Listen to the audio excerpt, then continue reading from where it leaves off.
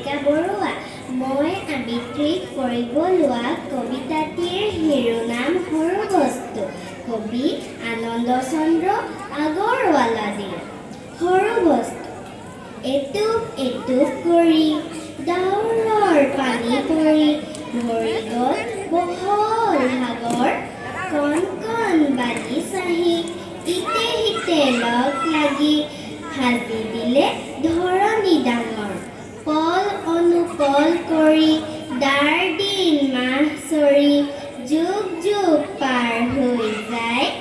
এটি দুটি কৰি গথা মৰমৰ মাত কথা জগতক সৰগ কৰাই।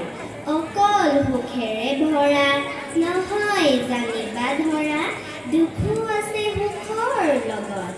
এটি মাথো হাঁহি হৰি জগত পোহৰ কৰি সুখে ভৰা কৰিছে মৰম। ধন্যবাদ।